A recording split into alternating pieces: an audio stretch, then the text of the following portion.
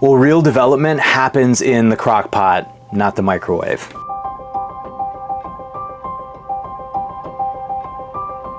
Hey, this is Matt Peoples here with your Missionary Pathway Mission Insight. And this may surprise you, but this insight is actually not about cooking. It's about development. But I love that image, the image of the microwave versus the crock pot, because I think we live in a microwave culture, a culture where we want everything to be faster, more powerful, and more efficient. And that's great if you're talking about technology or the latest phone. But it's not great if you're talking about development and people, because the reality is you can't short circuit the process of development.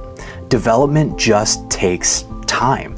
In fact, I love the way that one of my mentors and friends, Mac Lake, puts it. He says, development is not something you can do in a short series. It's something that takes a season. You have to be willing to devote a season to development, because development is not something that you can just breeze through and do really quickly. Development just takes time. That's why when we think about development, we shouldn't be thinking about the microwave and how fast can we make it happen.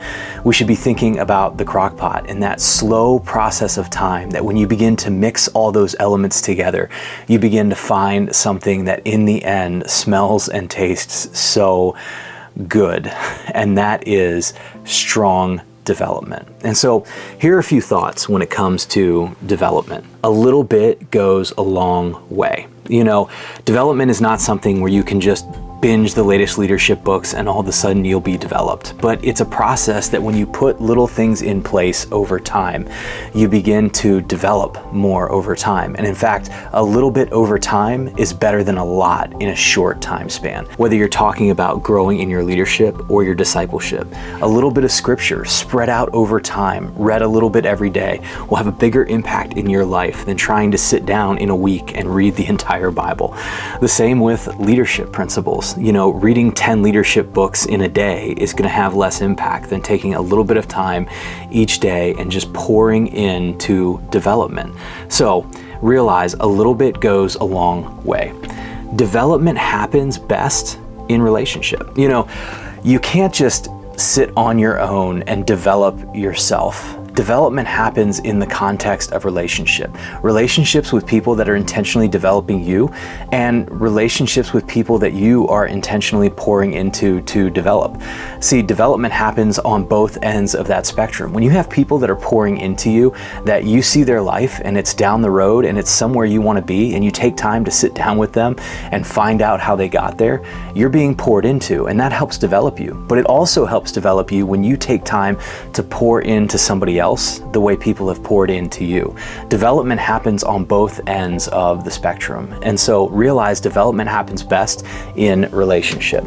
And then finally, in order to develop, you have to be willing to try and fail. See, failure is a part of development.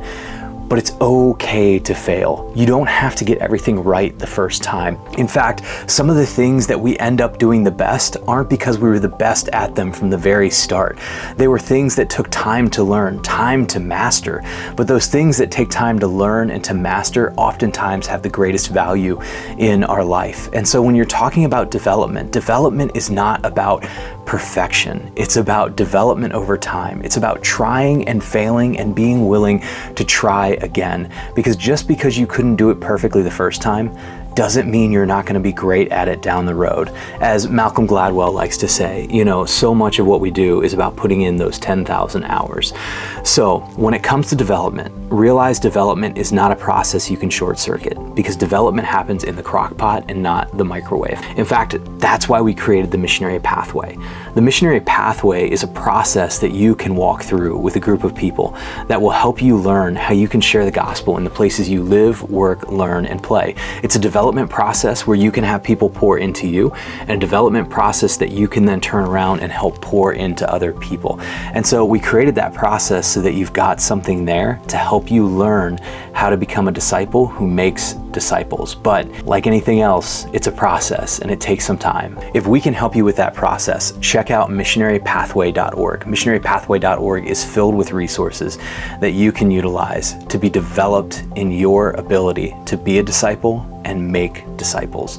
So till next time, I'm Matt, and it was a joy to get to hang out with you right here on Mission Insights.